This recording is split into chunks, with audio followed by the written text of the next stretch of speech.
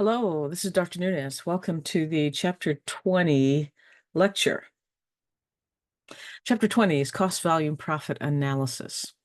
So in this chapter, we're going to be looking at some key tools that we use in managerial accounting. These tools have a foundation, and that foundation is cost behavior. We have to make some assumptions, some common assumptions about the way that our costs are assumed to behave. Now, these assumptions about cost behavior, we have to assume that we have certain kinds of activities that will lead to a change in our cost. And we call those activities activity drivers or activity bases. So again, what we're saying is there is something that leads to the incurrence of certain kinds of costs. And the thing that leads to the incurrence of the cost is an activity driver or an activity base. And when we say that we have an activity base or an activity driver, we assume that there's some range of activity. And when we make these assumptions about cost behavior, we assume that these assumptions hold over some relevant range of activity. At this level, there are three cost behavior patterns that we look at.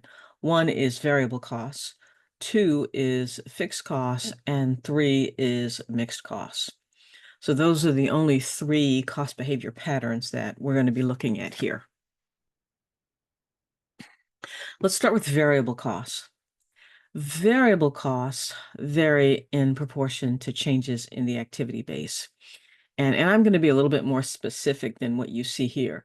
Total variable costs vary in proportion to changes in the activity base. So again, the focus here is not just that variable costs, just generic variable costs are going to vary in proportion to changes in activity, but in fact, it's the total variable costs that are going to vary in proportion to changes in the activity base.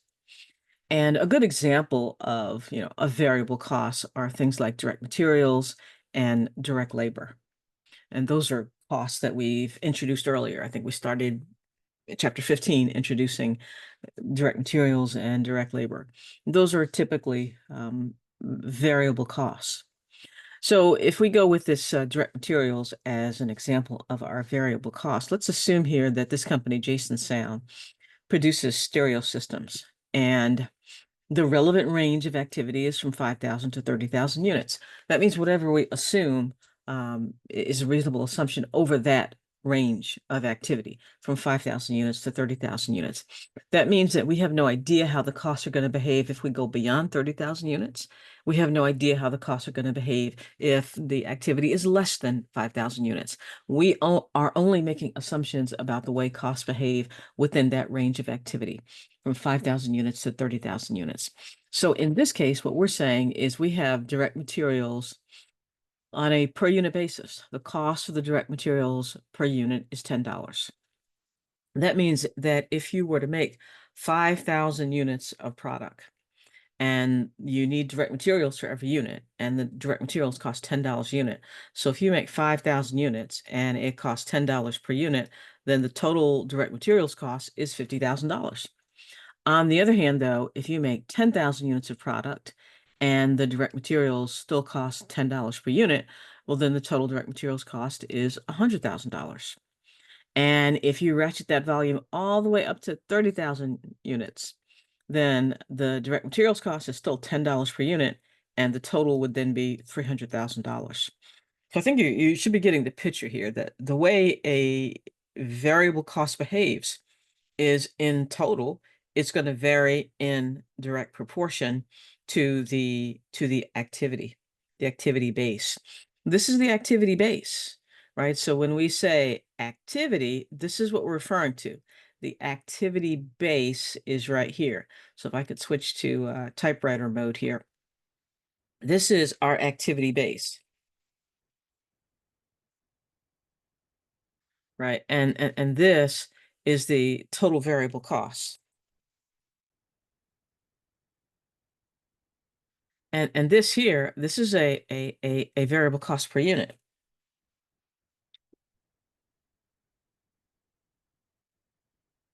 So it's important to note here that as our activity base increases, that's what's happening. The activity base is going from 5,000 units to 30,000 units. The activity base is increasing. As this activity base increases from 5,000 units to 30,000 units, then what happens to the total variable cost is it increases as well. They're moving in the same direction, right? As we go from 5,000 units to 30,000 units, then the direct materials cost goes from $50,000 to $300,000. The materials cost is increasing. And when we say in proportion, that means that they're moving at the same rate. So for example, as you go from 5,000 units to 10,000 units, that's a 100% increase in units. And you would go from $50,000 to $100,000. That's a 100% increase in the total cost. That's what proportion means. They're moving at the same rate. The activity base is moving at the same rate as the total variable costs. If you had a 200% increase in the activity base, you would see a 200% increase in the total variable costs, in this case that we're calling direct materials costs. So when we say that a total variable cost varies in proportion to changes in the activity base, that's what we're saying. We're saying that they're moving and they're moving in the same direction and at the same rate. But also note here that the materials cost per unit, this variable cost per unit is unchanged. So the variable cost on a per unit basis does not change. It is in fact constant, and you can see that here. It doesn't matter whether you make 5,000 units, 10,000 units, 20,000 units, or 30,000 units. The variable costs are $10 per unit, right? The variable costs are constant at $10 per unit.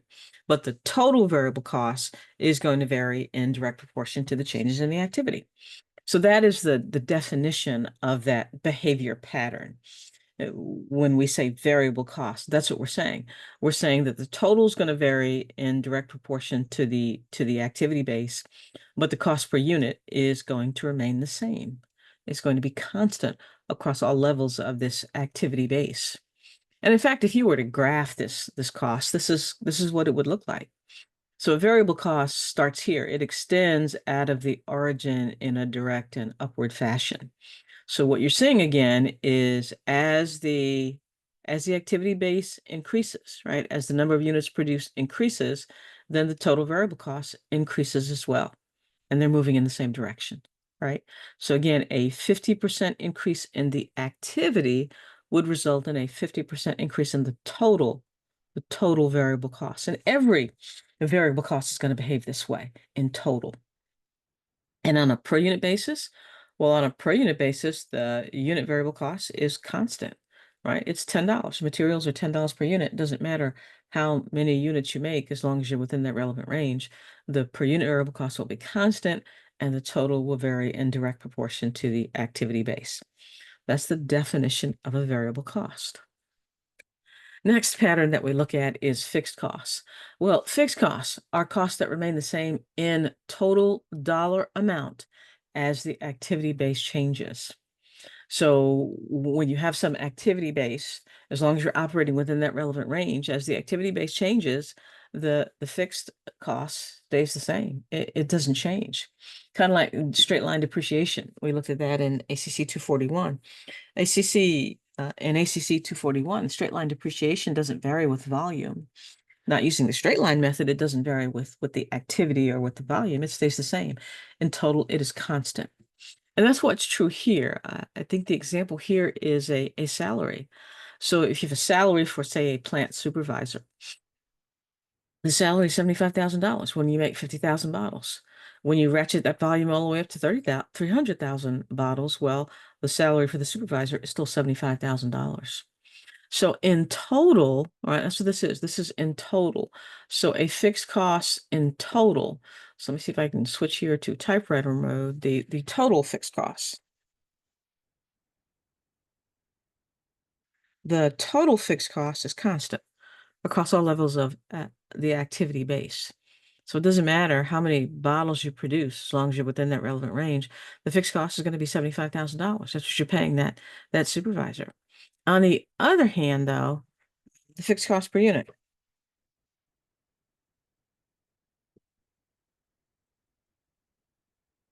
Well, the fixed cost per unit is going to change as your activity changes. So the fixed cost per unit actually equals, if I could put the formula here, it is actually the total fixed cost divided by the volume or the activity. So in this case, when you make 50,000 bottles, then the salary per bottle is a dollar 50. So essentially all this is, the $75,000, right? Divided by the 50,000 bottles. So what's happening here is, if you look very closely at this, let's just do a couple of these. If you take that $75,000, that fixed cost is constant, right? So you can have $75,000 cost at all levels of activity within that relevant range. But what changes is the denominator, right? As you change the number of bottles you produce, then that fixed cost is going to change on a per unit basis. So here, right, we have $1.50. $75,000 divided by 50,000 bottles is $1.50. But on the other hand, when we make 100,000 bottles, then the fixed cost per bottle is $75. So you can see as the activity increases, that's what's happening here. As the activity increases, right? As we increase that activity base within that relevant range, right? As you go from 50,000 bottles to all the way down to 300,000 bottles, you can see that cost is actually decreasing. They're actually moving in the opposite direction. The cost per unit gets smaller as your activity base increases, right? As you go from 50,000 bottles to 300,000 bottles, the fixed cost on a per unit basis actually gets smaller. It's an inverse relationship. And that's going to be true. The total is constant, but as your activity changes, as you increase the activity within that relevant range, the fixed cost per bottle is going to decrease, and you'll have that inverse relationship. And if you were to, look at the graph here, so again, the fixed cost is constant, it's a horizontal line, right? So it doesn't matter whether you're at zero or whether you're at 300,000, the fixed cost is just $75,000. It's constant across all levels of activity, whether you're here, here, or here, the fixed cost is exactly $75,000. The total is constant. But if you were to calculate the fixed cost on a per unit basis, and again, all you're doing is taking the total fixed cost divided by the volume. If you were to do that, then what's going to happen is that unit fixed cost is going to start to fall as your activity increases, right? As the activity increases, then the fixed cost is gonna start to fall. You've got that inverse relationship. This goes up and that goes down. That's what's true of a fixed cost. The total is constant, but the per unit is going to vary inversely with the activity. And a mixed cost, the third cost behavior pattern that we look at in this chapter, mixed costs. A mixed cost is kind of a hybrid. It has two components. It has a variable component and it has a fixed component. Add those two together, and you have what is called a mixed cost. And sometimes they're also called semi-fixed costs or semi-variable costs. It's a mixed cost. That means it's got both, right? It's got two components. So in this example, you have a rental charge. And with this rental charge, this company uses rented machinery. And the rental charge for the machinery is $15,000 a year plus a dollar for each hour they use in excess of 10,000 hours. So you have a fixed component, right? Doesn't matter whether you use it or not. It's $15,000 a year. And then you have a variable component of a dollar for each hour in excess of 10,000 hours. So you can see what happens here. The total charge here actually increases as you increase your activity base, right? The more hours you use, the more that total cost increases. The thing is, though, it is not proportional. So you could have, a 40% increase in your activity base. You're not going to see a 40% increase in the total charge, not like with a variable cost. So it's not quite a variable cost, it's not quite a fixed cost. It's mixed. It's got components of both. So it's going to behave a little bit differently than a variable cost and a fixed cost. It's not constant. The total's not constant. It's got some fixed component that is constant. It's got a variable component, right? The variable cost per unit is constant, but the total is going to vary with the activity, and it's going to be a direct relationship. It's just not going to be proportional. Okay. So those are the behavioral patterns, and this is a pretty good summary, right? So really all you need to focus on are variable and fixed, because a mixed cost is just those two pieces, right? It's the variable and it's the fixed. So you want to make sure you understand the two components, because if you understand those two components, then you understand everything that you need to know about cost behavior. So a variable cost in total is going to change proportionally with the activity, right? So a variable cost in total is going to move with your activity level, and it's going to be proportional. They're going to move at the same rate, but the per unit is going to stay the same.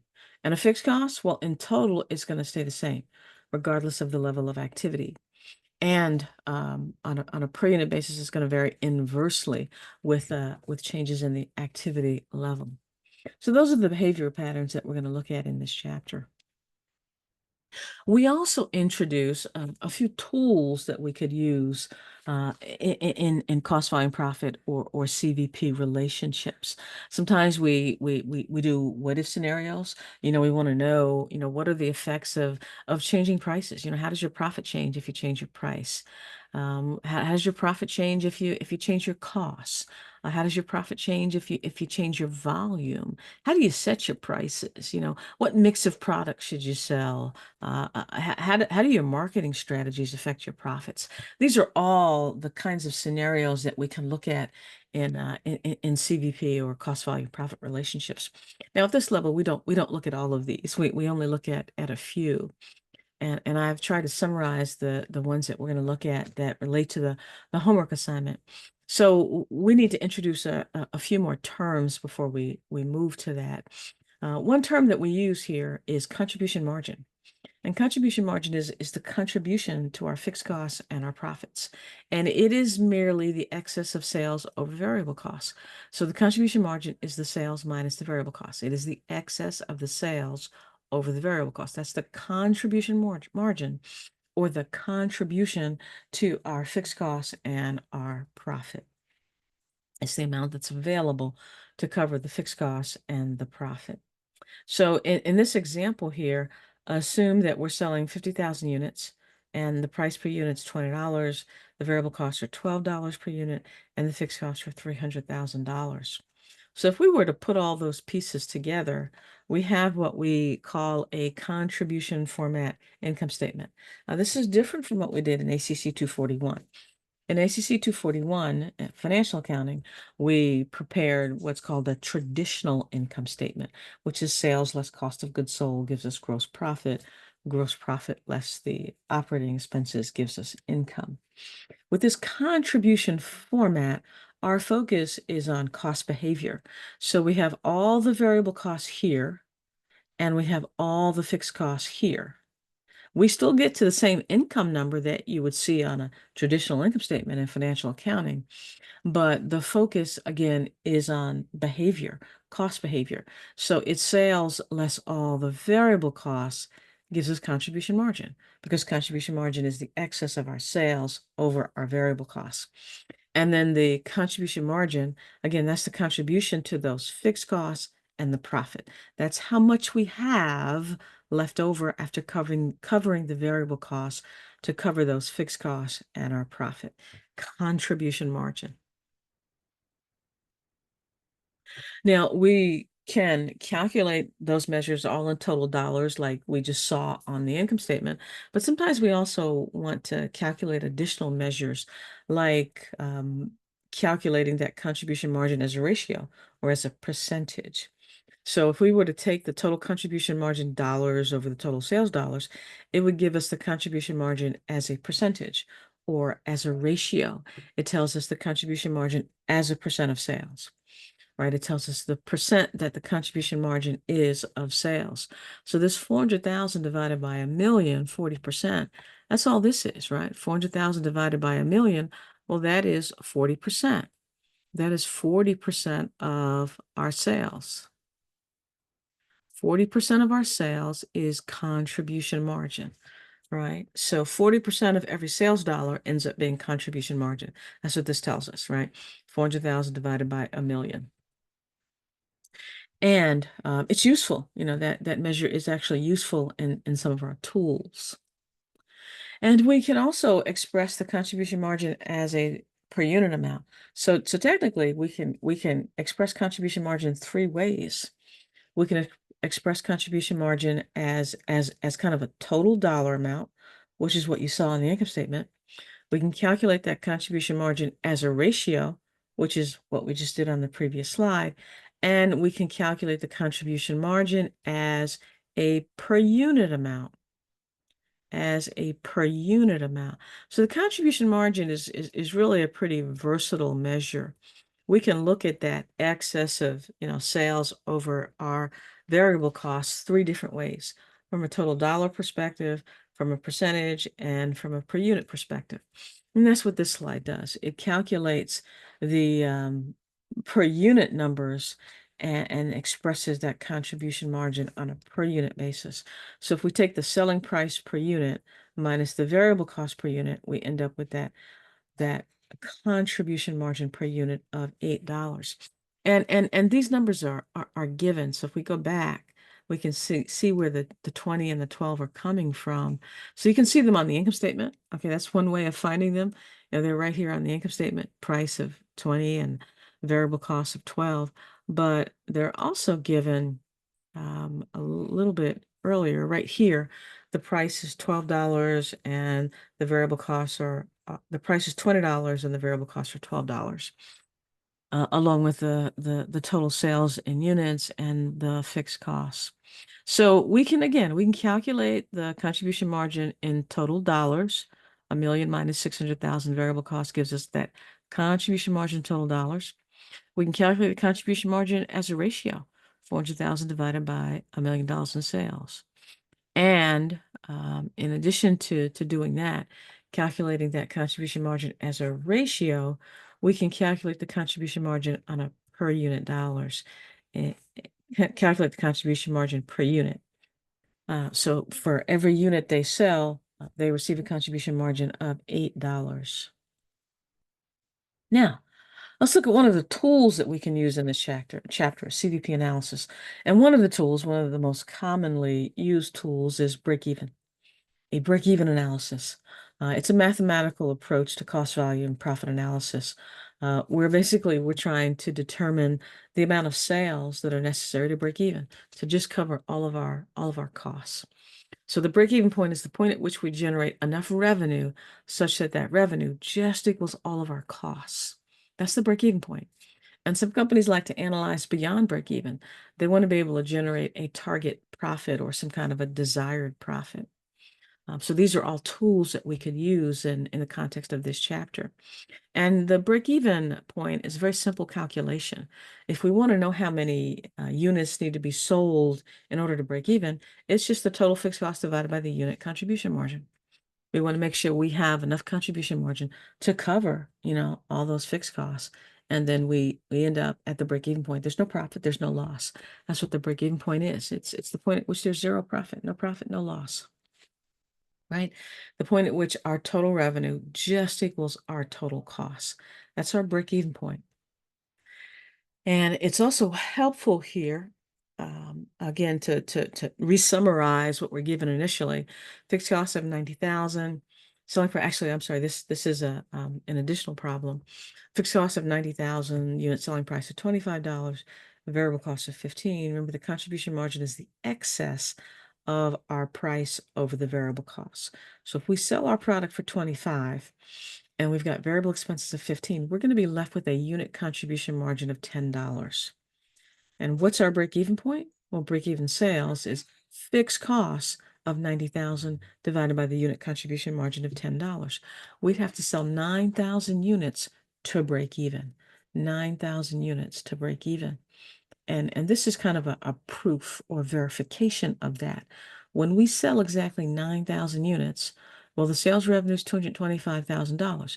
Price times volume, right? The price of 25 times 9,000 units means that will be the sales. The variable cost will be 9,000 units times $15. So the variable cost subtracted from the sales will leave us with contribution margin, right? Contribution margin is the excess of our sales over the variable cost. So contribution margin is 90,000. Fixed costs are 90,000. That's our break-even point, right? The break-even point is the point at which our revenue just equals our costs. And there's no profit, there's no loss. We just break even. And again, we can calculate that break even using this very simple formula, fixed cost divided by the unit contribution margin. And we can also calculate the break even point in dollars, right? If we wanted to calculate it in dollars and not units, well, then we just divide by the contribution margin ratio, right? So it's fixed cost divided by the contribution margin ratio, not the unit contribution margin. And how do we get that ratio? Well, it's the contribution margin divided by the price. Whether it's total dollars per unit, you're going to get the same number. So if we take the contribution margin of $10 divided by the price, the contribution margin ratio is 40%. And break-even sales dollars is fixed cost of 90,000 divided by that ratio. That's break-even dollars. So when we have sales dollars of $225,000, we generate enough revenue to just cover our costs and break even. And the last application that we're going to look at is target profit. A lot of businesses they want to go beyond break even. They don't want to just generate enough sales to break even. They want to turn a profit, to generate a profit. Well, we can analyze that. All we do is modify this equation by adding in the profit. Take the break-even formula and add in the profit. So how much do we need to sell? How many units need to be sold in order to generate a target profit? Fixed cost plus the target profit divided by the unit contribution margin. So the fixed costs divided by the fixed cost plus the target profit divided by the unit contribution margin. So the fixed costs are 200,000. And they want a profit of 100,000. They don't want to break even. They want a profit of 100,000. So the fixed costs, right, plus this target profit, it's some kind of a target profit. In this case, it's a target of 100,000 divided by the unit contribution margin, right? So the selling price minus the variable cost gives us that unit contribution margin. That's the number of units they need to sell to just break even. The number of units that need to be sold to just break even.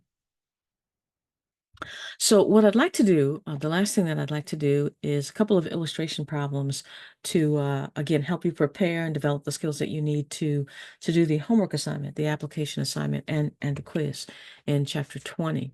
So we're going to start with cost behavior.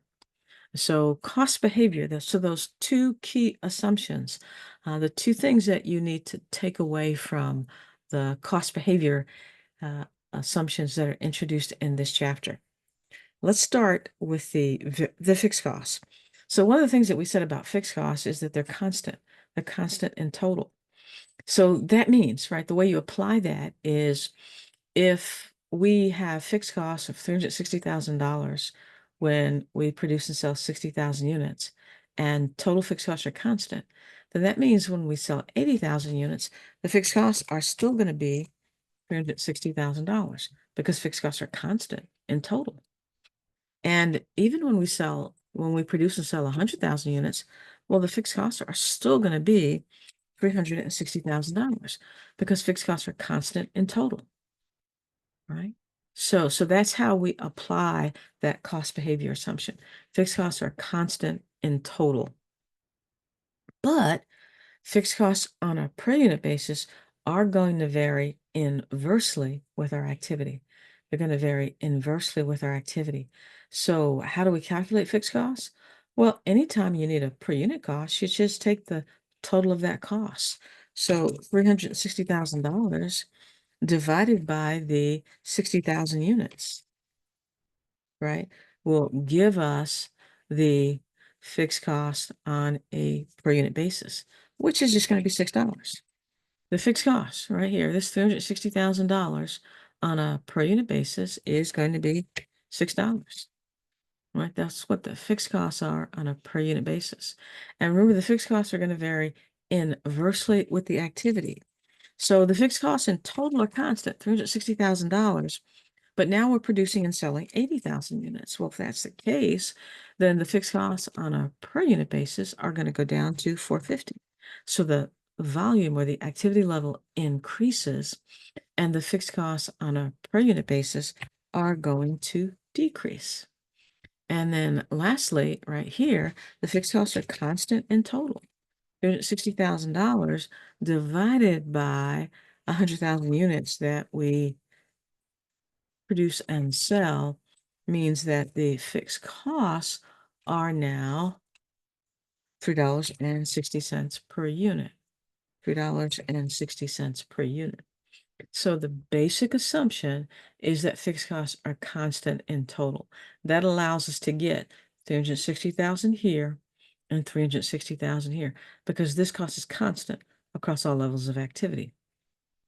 But the per unit number is going to vary inversely.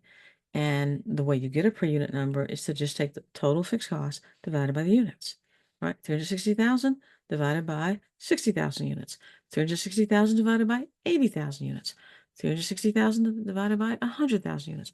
Those are the fixed costs on a per unit basis. And now let's look at those variable costs. So the variable costs, well, the variable cost, the cost behavior pattern is variable costs are constant on a per unit basis. So we need to know what those variable costs are on a per unit basis. How do we get that? Well, same thing we did with the fixed costs, right? Take that $150,000 of variable costs and divide by 60,000 units. And that will give us the variable costs on a per unit basis, $2.50. The variable costs are $2.50 on a per unit basis. And if they're 250 when you make and sell 60,000 units, well, the per unit is constant. That's a key assumption. So when you produce and sell 80,000 units, the variable costs again are going to be $2.50. And same thing here, the costs are going to be $2.50 because variable costs are constant on a per unit basis. I can't emphasize enough how important it is to understand those patterns, right? Fixed costs are constant, right? Make a note of that, right? That's a key takeaway here. Fixed costs are constant in total, and variable costs are constant on a per unit basis. Those are the behavior patterns that I presented and discussed earlier. And then we just use those patterns to calculate the other numbers that we need on this table. The rest is just basic math. So let's see. That means here, let's fill in some totals. So that means we've got $8.50 of total cost per unit. We've got $7 of total cost per units. And then lastly, we've got, and I'm just doing the math, right? $6.10, right? 250 plus 6 is 850. 250 plus 450 is 7. And 250 plus 360 is 610. Again, I'm just doing the math. Now, we do have one more thing to do up here, right? The variable costs. We need variable costs in total. How are we going to get that? Well, it's kind of like what we did earlier, right? In one of those earlier slides I showed you, if you want to know what the total variable cost is, then take the cost per unit and multiply times the activity, right? So we have here what $2.50 times 80,000 units, right? 250 times 80,000 units is $200,000.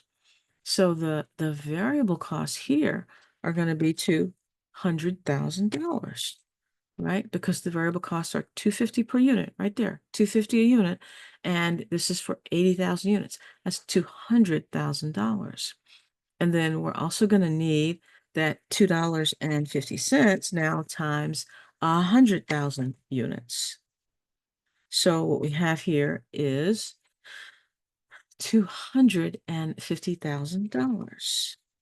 in terms of total variable costs, right? So again, that's just basic math. So these are the key patterns. Fixed costs are constant in total, variable costs are constant per unit, and then the rest is just math. So if we fill in our totals here, we've got $560,000, and then we've got $610,000. And the table's complete. All right, we completed it. Again, starting with our basic cost behavior assumptions. Fixed costs are constant in total. The variable costs are constant per unit.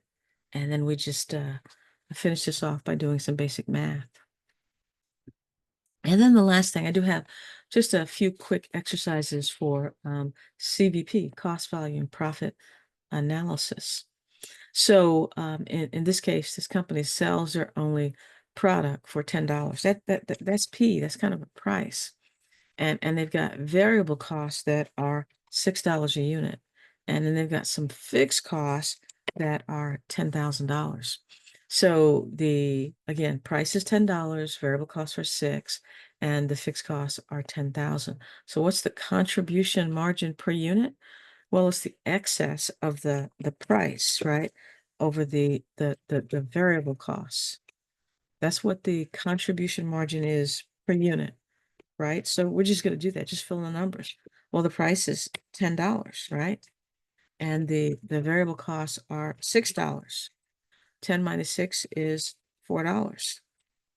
That's the contribution margin per unit. It's $4. Price minus the variable costs. And the contribution margin ratio, well, it's just the contribution margin divided by the price. That's the contribution margin ratio, right? It's the CM ratio. So again, take that contribution margin that we just calculated and divide it by the price of $10. So we have a contribution margin ratio of 40%. And if we want the break-even point in sales, so I'm going to do that down here. I have a little bit more room. So the break-even sales units formula that I gave you earlier is just the fixed costs, right? It's just fixed costs divided by the unit contribution margin. The fixed costs and the fixed costs, well, they're right here, $10,000. So $10,000 of fixed costs divided by the contribution margin per unit of $4 is going to give us 2,500 units that we need to break even, right? 2,500 units that we need to break even. Again, that's number 3. So break even sales units, 2,500 units. When they sell exactly 2,500 units, they'll break even. There'll be no profit, there'll be no loss. They will break even. And then the last thing here, well, they've got a target profit of 10,000. They don't want to break even. They want to generate a profit. Well, if they want to generate a profit, then sales to generate a profit, then we need sales units, right, to yield profit. Well, again, we're going to take those fixed costs and we're going to add that target profit. And we want to divide all this by that unit contribution margin, So what does this look like?